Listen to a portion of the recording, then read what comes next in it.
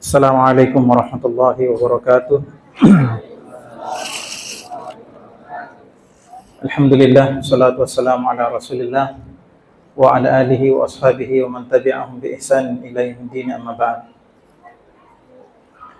Hadirin sidang jamaah maghrib rahimani rahimakumullah. Kita lanjutkan pembahasan kita tentang 3 landasan pokok, ya, 3 hal yang paling wajib untuk dipelajari oleh kaum muslimin, yang mana 3 perkara ini merupakan kunci selamatnya seseorang di alam barzakh. Yang mana di alam barzakh, kalau orang selamat maka selamat seterusnya, kalau orang celaka, celaka seterusnya. Ya, siapa yang selamat? Yang mampu menjawab 3 pertanyaan. Dan pertanyaan itu yang kita pelajari dari buku ini. Kita sudah melalui 2 muqaddimah, 2 pembahasan pembukaan. Kita sekarang masuk di inti dari pembahasan buku ini. Syekh Muhammad bin Abdul Wahhab berkata, فَإِذَا قِيلَ لَكَ مَا الْأُصُولُ الثَّلَاثَةُ الَّتِي يَجِبُ عَلَى الْإِنسَانِ مَعْرِفَتُهَا. Kalau ada yang bertanya kepadamu, apakah 3 landasan pokok yang wajib diketahui oleh semua manusia? Ya. Apa 3 landasan pokok yang sering kita sebut-sebut itu? Faqul ma'rifatul 'abdi rabbahu wa dinahu wa nabiyyahu Muhammadan sallallahu alaihi wasallam. Maka yang wajib diketahui adalah, ya, pengetahuan seorang hamba terhadap Rabb-nya. Dia harus kenal siapa Rabb-nya. Dan 3 hal ini tidak mungkin kita bisa beribadah dengan baik kalau kita tidak mengetahui 3 hal ini, Pak.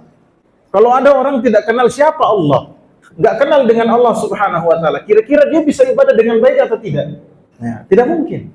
Ada orang kerja, dia tidak tahu siapa bosnya, pasti dia tidak tahu apa yang mau dikerja. Bagaimana cara kerjanya? Kenapa saya harus kerja? Apa imbalannya kalau saya kerja? Ini hal yang tidak mungkin. Nah, segala sesuatu yang kita lakukan di muka bumi ini, ketundukan, ketaatan, jalan untuk bisa selamat, kalau kita tidak mengenal siapa yang suruh kita, bagaimana kita mau lakukan? Maka yang pertama adalah ma'rifatur Rabb, mengenal Allah Subhanahu wa ta'ala. Apa yang dikenal? Mengenal bahwasanya yang pertama Allah itu ada. Kalau ada orang ditanya, Allah ada atau tidak?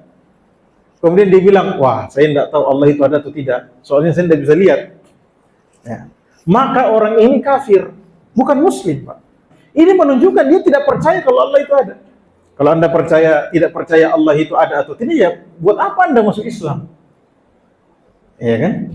Buat apa Anda datang ke masjid, sholat, dan sebagainya? Itu menunjukkan Anda tidak kenal tujuan ibadah Anda. Maka yang pertama, seseorang harus mengenal bahwa Allah itu ada. Terus kalau Allah itu ada, bagaimana caranya kita tahu Allah itu ada? Bagaimana kita jelaskan? Mungkin kita orang Islam tahu, yakin bahwa Allah itu ada. Sekarang ada orang kafir yang kita mau jelaskan kepada dia bahwa Allah itu ada. Bagaimana caranya? Nah, ini dijelaskan oleh Syekh Muhammad ibn Shalih Al-Utsaimin. Sekarang kita pelajari bagaimana caranya menjawab bahwa Allah itu ada. Atau kita teruskan dulu. Ya. Yang kedua adalah seseorang mengenal agamanya. Banyak di antara kita ini Islam karena keturunan. Bapaknya Islam, kakeknya Islam, ya dia juga Islam. Dia tidak tahu agama Islam itu seperti apa. Tidak tahu. Ditanya rukun Islam apa? Tidak tahu. Ditanya sholat itu apa? Tidak tahu. Padahal sholat itu tiang agama. Dia tidak pernah datang sholat. Dia nangkar nama sempaja. Atau Jumat dibawa nama sempaja. Itu pun karena malu dibilang laki-laki Islam kok tidak sholat. Masih rini. Nah, jemaah sekalian yang dimuliakan oleh Allah Subhanahu wa ta'ala, kita tidak bisa selamat kalau kita tidak kenal dengan agama kita. Masa kita masuk Islam, kita tidak kenal Islam itu apa? Ya, apa rukun-rukunnya, ya, dan sebagainya. Maka seorang muslim harus kenal apa agamanya. Nanti ditanya di kuburan, apa agamamu? Kalau dia tidak kenal Islam, bagaimana dia mau jawab Islam? Dia hanya akan menjawab, haha, innama sami'tu an-nas yaquluna syai'an faqultuhu. Saya ini tidak tahu. Saya cuma dengar-dengar dulu di dunia orang bilang-bilang sesuatu, saya juga ikut-ikutan. Nah, orang seperti ini yang ikut-ikutan tidak bisa menjawab di alam kubur. Langkah celakanya. Maka kalau kita mau selamat di alam kubur, kita ambil langkah ini. Kita harus mengenal agama kita. Dipelajari agama Islam itu. Nah, ini orang mau berhasil di akhirat, tidak kenal Islam, bagaimana caranya? Nah, Islam itulah caranya menuju ke keselamatan akhirat. Tapi dia tidak kenal Islam. Yuk, bagaimana caranya? Gak mungkin itu. Wa nabiyyahu Muhammadan sallallahu alaihi wasallam. Mengenal Nabi Muhammad. Kenapa harus dikenal ini Nabi Muhammad? Karena Allah mengutus nabinya Muhammad sallallahu alaihi wasallam untuk menunjukkan kepada kita cara untuk menjadi hambanya Allah. Ya, cara untuk menjalankan Islam itu seperti apa? Yang memperkenalkan Islam kepada kita itu Nabi Muhammad. Ya. Kenapa harus Nabi Muhammad? Siapa sebenarnya Nabi Muhammad ini? Apa sebenarnya yang harus kita lakukan kepada Nabi Muhammad? Sikap kita kepada Nabi Muhammad itu seperti apa? Ini harus kita tahu. Kalau kita tidak tahu, tidak mungkin kita bisa menyembah Allah, dan tidak mungkin kita bisa beragama Islam dengan baik. Dan kalau tidak bisa seperti itu, tidak bisa kita jawab pertanyaan di kuburan nanti, di alam barzakh nanti. Maka ini adalah perkara yang penting dalam kehidupan kita. Ya.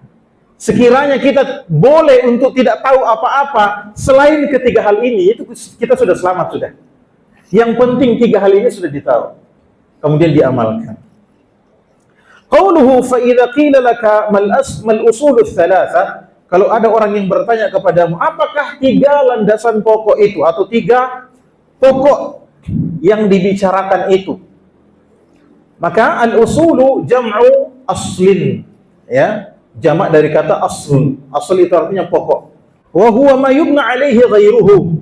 Pokok itu adalah sesuatu yang selainnya dibangun di atasnya.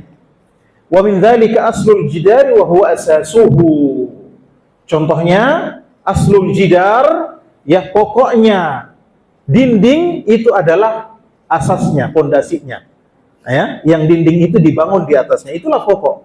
Wa aslu syajarati alladhi yatafarra'u minhu al-awsan. Yang disebut dengan pokok pohon adalah tempat keluarnya cabang-cabang. Ya, tempat keluarnya cabang-cabang. Qala Allah Ta'ala, alam tara kaifa daraba Allahu mathalan kalimatan thayyibah ka syajaratin thayyibatin asluha thabitun wa far'uha fis sama'. Tidakkah kamu melihat bagaimana Allah Subhanahu wa taala membuat permisalan kalimat yang baik seperti syajarah, seperti pohon yang baik, syajaratin thayyibah, asluha sabitun. Pokoknya mantap, kokoh menancap di atas tanah. Wa far'uha fis sama, dan cabang-cabangnya menjulang ke atas langit. Ya, ini contoh yang diberikan oleh Syekh Muhammad ibn Shalih al-Utsaimin dalam penjelasannya. Wa hadhihi al-usul ats-tsalatsa yushiru biha al-musannif rahimahullahu ta'ala ila al-usul allati yus'alu 'anha al-insanu fi qabrihi. Tiga landasan pokok yang disebutkan oleh penulis di sini, pengarang buku ini, itu mengacu kepada tiga pertanyaan yang ditanyakan di alam kubur nanti.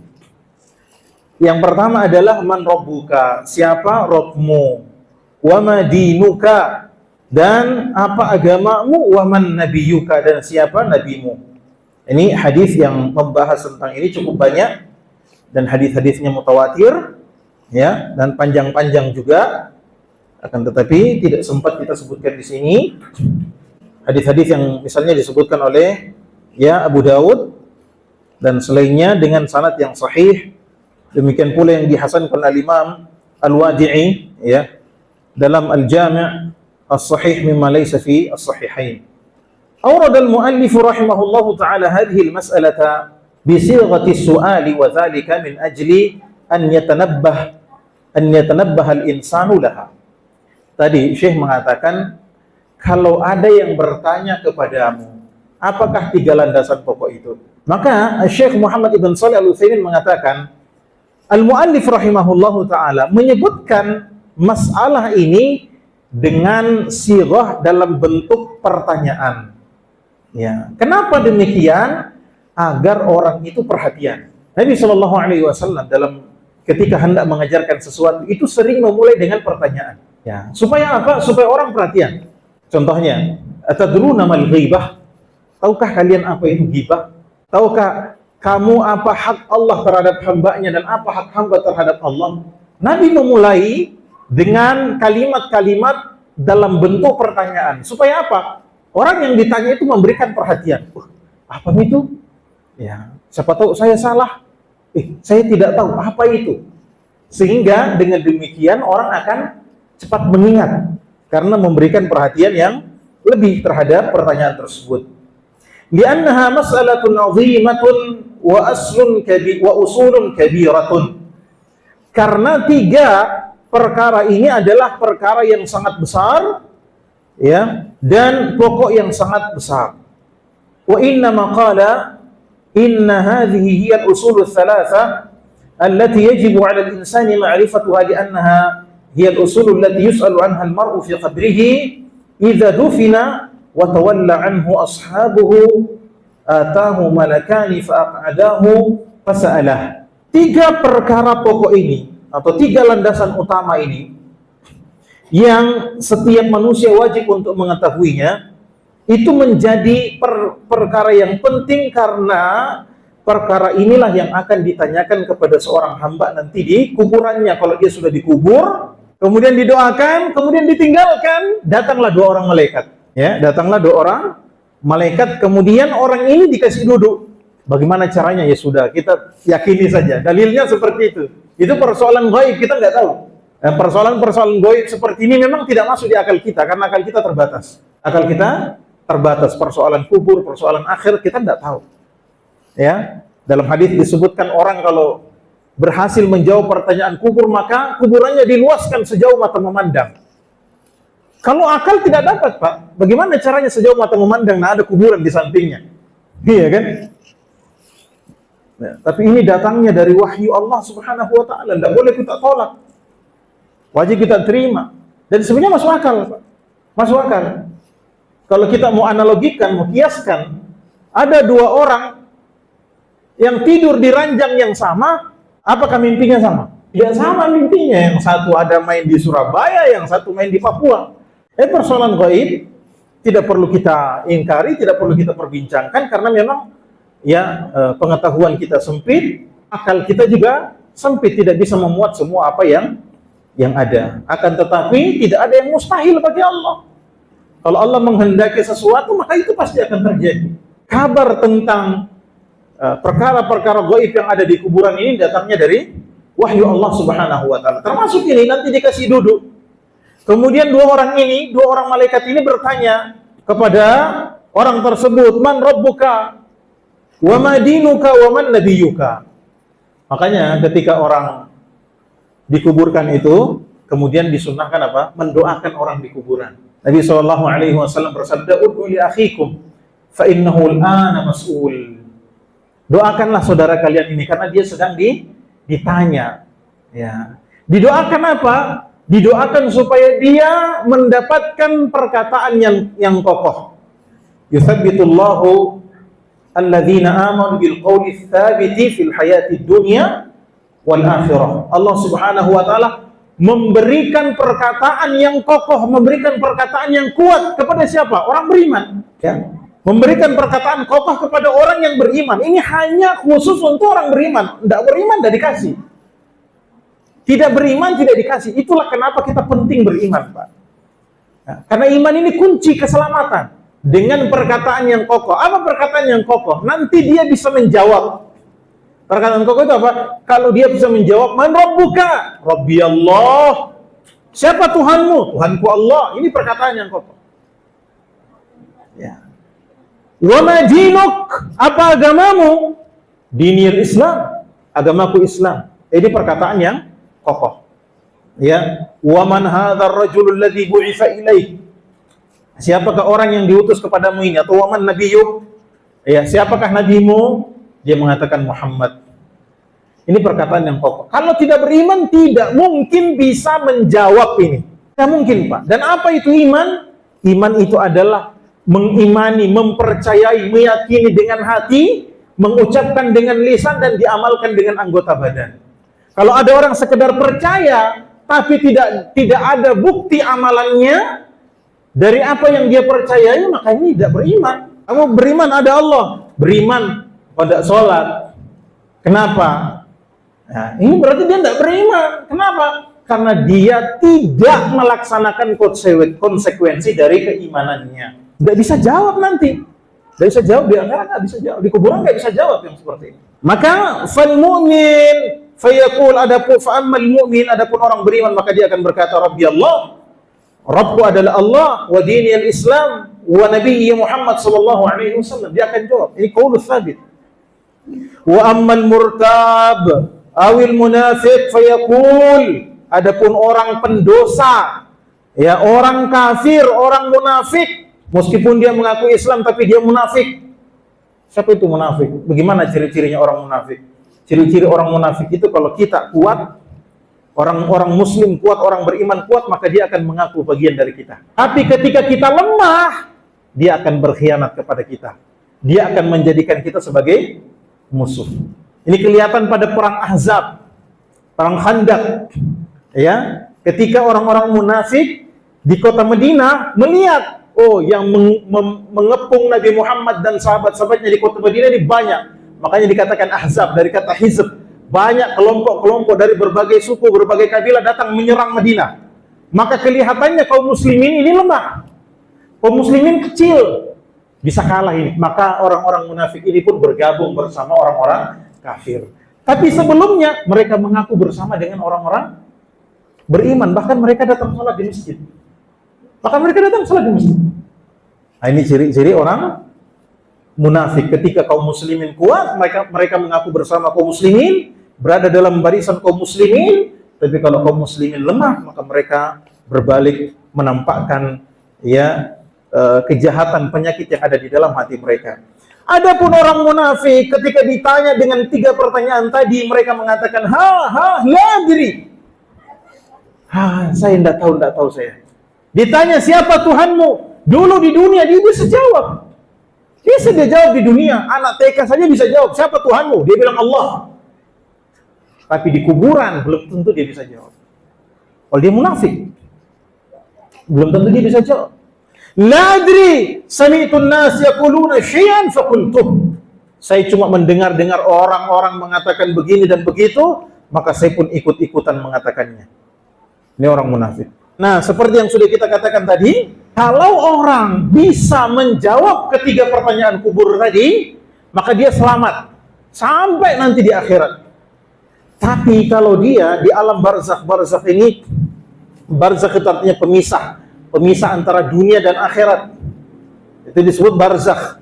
Kalau di alam barzakh ini dia tidak bisa menjawab pertanyaan tadi karena dia adalah orang kafir, karena dia adalah orang munafik, maka dia pun akan disiksa selama-lamanya. Ya, Allah akan mengatakan kepada para malaikat, luaskan kuburannya sejauh mata memandang. Ya, maka dia pun didatangi oleh orang yang ganteng. Ya, kemudian ditanya, kamu ini siapa? Kok melihat kamu ini menyenangkan sekali? Dia mengatakan, saya adalah amal solehmu di dunia. Maka bersenang-senanglah kamu sekarang di sini, sebelum kesenangan yang kekal nanti di akhirat. Adapun orang yang tidak bisa menjawab pertanyaan ini, maka datang ular berkepala 3. Ular ini kepalanya botak. Kenapa bisa botak kepalanya? Kata para ulama, kepalanya botak itu karena tidak bisa menahan racunnya sendiri. Ya, orang ini bertanya, kamu siapa? Dia mengatakan, ular ini berkata, saya adalah amal burukmu ketika di dunia. Maka dia pun dipatok setiap saat. Bayangkan, Pak. Dipatok setiap saat. yang mana patukannya itu mengeluarkan bisa, dan bisanya ular tadi itu tidak bisa dia tahan sampai botak dia punya kepala karena termakan oleh bisanya sendiri, racunnya sendiri. Ya, ini pilihan sekarang ini, kita dikasih pilihan. Kita mau jawab atau tidak? Uluhu ma'rifatul 'abdi rabbahu. Ya. Perkataan Syekh, kewajiban seorang hamba untuk mengenal Rabbnya. Tadi kita sebut apa? Mengenal Allah, mengenal bahwa Allah itu ada, mengenal rububiyah Allah, ya, bahwasanya Allah melakukan perbuatan-perbuatannya sendiri, menghidupkan, mematikan, memelihara, memberi rezeki.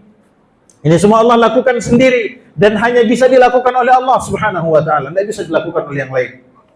Ya.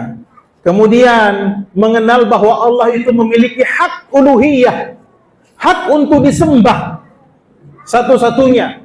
Ya. Tidak boleh diberikan hak uluhiyah itu kepada selain Allah. Hak disembah itu tidak boleh diberikan kepada selain Allah. Tidak boleh berdoa kepada selain Allah. Tidak boleh sujud ruku kepada selain Allah. Tidak boleh memberikan kurban kepada selain Allah. Ya, tidak boleh bertawakal kepada selain Allah, dan seterusnya dan seterusnya. Nanti akan kita bahas. Ya, nanti akan kita bahas.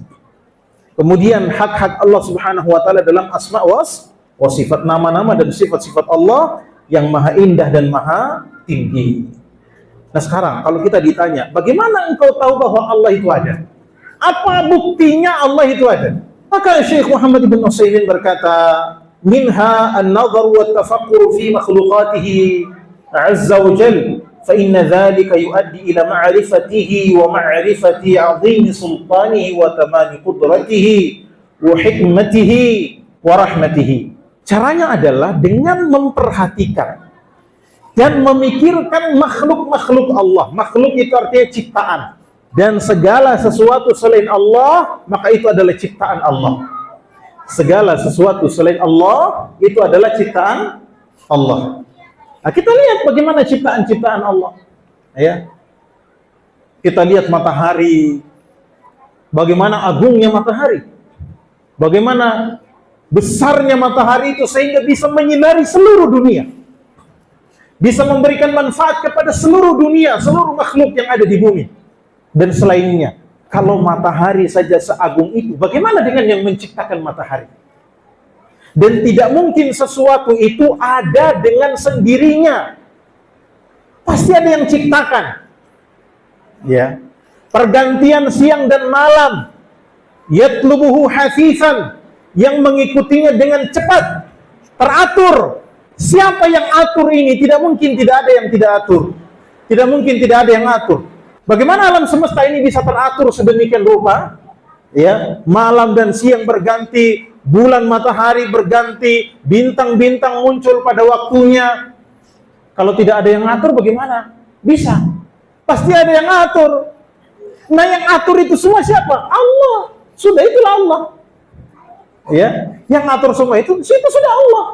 Maka seorang dengan melihat makhluk-makhluk Allah Subhanahu wa taala, fa inna dzalika yuaddi ila ma'rifatihi wa ma'rifati 'azim sultanihi. Dengan demikian seseorang akan melihat, mampu memahami, mampu mengetahui keagungan kekuasaan Allah Subhanahu wa taala. Bagaimana Allah bisa mengatur bulan, bagaimana Allah bisa mengatur alam semesta, bagaimana Allah bisa mengatur siang dan malam dan seterusnya. Ya, hikmah Allah Subhanahu wa taala dan kasih sayang Allah Subhanahu wa taala. Qala Allah Ta'ala, awalam yanzuru fi malakutis samawati wal ardi wa ma khalaqallahu min syai'. Allah Subhanahu wa taala berfirman dalam surah Al-A'raf ayat 185, apakah mereka tidak memperhatikan kekuasaan Allah Subhanahu wa taala pada langit dan bumi? Bagaimana kekuasaan Allah pada langit dan bumi? Coba kita lihat malam ini menutupi segala sesuatu.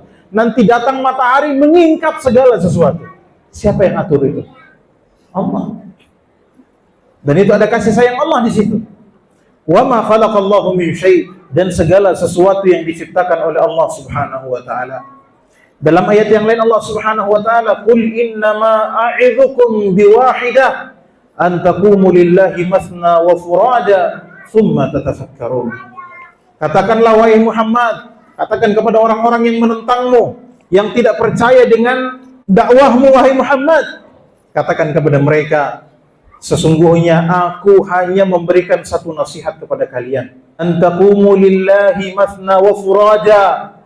Agar kalian beribadah kepada Allah, baik kalian berdua maupun sendirian. Ada orang atau tidak ada orang beribadah. Thumma tatafakkarun. Thumma tatafakkaru. Kemudian berfikirlah kalian. Ya, berfikirlah kalian. Apa yang difikirkan? Makhluk Allah, ciptaan Allah Subhanahu wa taala. Dan dalam diri kalian ada ayat-ayat Allah, tanda-tanda kebesaran Allah. Apakah kalian tidak berfikir? Bagaimana mata kita ini? Ya. Kita pernah katakan Bapak yang di sidang jamaah maghrib yang dimuliakan Allah Subhanahu wa taala, pada tubuh kita ini, setiap anggota tubuh kita itu ada dokternya. Dan ilmunya dokter itu di seluruh dunia itu belum pernah selesai. Mata, ada dokter mata. Dia bertahun-tahun melakukan pendidikan, pelatihan, praktek, belum tentu menguasai tentang mata. Mata saja, ya. Kulit, ada namanya dokter kulit. Bertahun-tahun, sejak ratusan tahun yang lalu dokter kulit yang meneliti kulit sudah ada. Sampai sekarang ke ilmu tentang kulit itu belum sempurna. Ciptaan Allah Subhanahu wa taala. Ya. Tentang THT, telinga, hidung dan tenggorokan. Karena ini berhubungan semua. Ya, ada dokternya khusus. Dan belum sempurna ilmunya tentang itu. Dokter jantung dan seterusnya dan seterusnya. Ya, dokter gigi, ya, gigi saja Pak. Ya, bayangkan bagaimana kebesaran Allah pada gigi, Pak. Gigi dibatasi. Coba kalau gigi berjejer terus ini, tumbuh semua. Kemudian tumbuhnya tidak terbatas, tumbuh terus, tumbuh ke bawah. Bisa dibayangkan Pak, kebesaran Allah Subhanahu wa taala, hikmah Allah Subhanahu wa taala. Dalam diri kita saja tanda-tanda kebesaran Allah luar biasa. Bagaimana Allah mengatur batas pandangan kita. Wah, ini sudah tua-tua ini, dikurang-kurangi sedikit. Sudah terlalu lama dia pakai, dikurang-kurangi. Wa qala ta'ala inna fi khalqis samawati wal ardi wa ikhtilafil laili wan nahari la ayatin li ulil albab. Sesungguhnya pada penciptaan langit dan bumi. Siapa yang ciptakan langit dan bumi? Allah. Coba kita lihat penciptaan langit dan bumi itu. Langit ini luasnya luar biasa. Ini masjid Pak, kalau tidak ada tiangnya tidak mungkin bisa kita bikin langit-langit begini. Kalau tidak ada tiangnya. Langit itu tidak ada tiangnya. Langit itu berat. Awan saja satu gumpalan, itu beratnya luar biasa Pak. Tapi langit bisa menampungnya. Bagaimana kuatnya langit itu? Apa kita tidak berpikir tentang itu? Dan pergantian siang dan malam. Semuanya ada tanda-tanda kebesaran Allah Subhanahu wa taala. La ayatil li ulil albab, merupakan tanda-tanda kebesaran Allah bagi orang yang punya akal. Ini tidak mungkin begini kalau tidak ada yang atur, tidak ada yang ciptakan, tidak mungkin. Pasti ada yang atur, pasti ada yang ciptakan, dan tidak ada yang mengaku kecuali Allah. Inna fi ikhtilafil laili wan nahari wa ma khalaqallahu fis samawati wal ardi la ayatin liqaumin yattaqun. Allah Subhanahu wa taala berfirman, sesungguhnya pada perselisihan pergantian siang dan malam dan apa yang Allah ciptakan di langit dan bumi, seluruhnya yang Allah ciptakan merupakan ayat tanda-tanda kebesaran Allah, tanda-tanda bahwa Allah itu ada. Ya, bagi orang-orang yang bertakwa. Inna fi khalqis samawati wal ardi wa ikhtilafil laili wan nahari wal fulki allati tajri fil bahri bima yanfa'un nas wa ma anzalallahu minas sama'i min ma'in fahya bihi al-ardha ba'da mawtiha wa batha fiha min kulli dabbatin wa tasrifir riyah was sahabil musakhkhari bainas sama'i wal ard la ayatin liqaumin ya'qilun. Ya, kata Allah Subhanahu wa taala, sesungguhnya pada ciptaan Allah pada langit dan bumi, pergantian siang dan malam, ya, berlayarnya kapal di atas lautan yang membawa apa-apa yang bermanfaat bagi manusia, ya, laut, apa kapal-kapal yang terbuat dari kayu-kayu yang berat itu tidak tenggelam, ya, yang terbuat dari besi tidak tenggelam. Kenapa? Karena mereka membawa hal-hal yang bermanfaat bagi manusia. Itu semua tanda-tanda kebesaran Allah. Wa ma anzalallahu minas sama'i min ma', dan apa yang Allah turunkan dari langit berupa air hujan, fa ahya bihil ardha ba'da mautiha, yang kemudian Allah menghidupkan bumi itu setelah matinya bumi, setelah dia kering. Wa batsa fiha min kulli dabbatin, kemudian Allah tebarkan binatang-binatang melata, wa tasrifir riyah, dan bertiupnya angin, arah bertiupnya angin Allah yang atur. Kalau ada angin barat, angin timur, itu semua Allah yang atur, maka kita tidak boleh celak, ya, tidak boleh menggerutu, ya. Wassahabil musakhkhar, dan awan-awan yang Allah yang kendalikan, awan-awan itu jalan kemana mereka, itu Allah yang kendalikan, iya.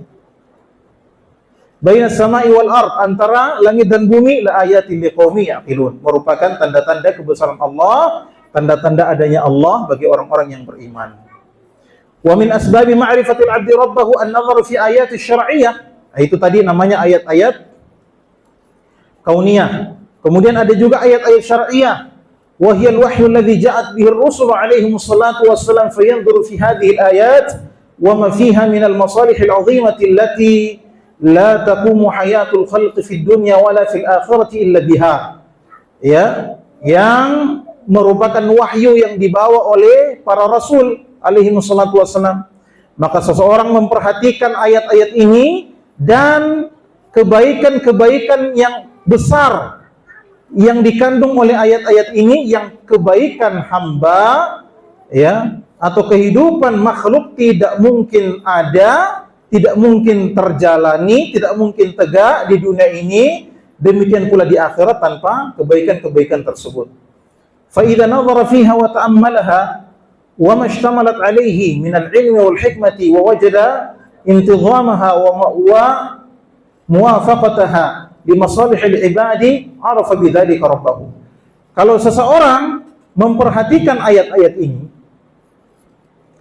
kemudian kandungan-kandungan dari ayat-ayat ini berupa ilmu dan hikmah, maka seseorang akan mengetahui keteraturannya dan kecocokannya dengan hal-hal yang baik bagi hamba, ya. Maka orang tersebut pasti akan mengenal siapa Allah, ya, siapa Allah. Kama qala Allah Subhanahu wa ta'ala, afala yatadabbaruna al-Qur'an walau kana min 'indi ghairillahi lawajadu fihi ikhtilafan katsira.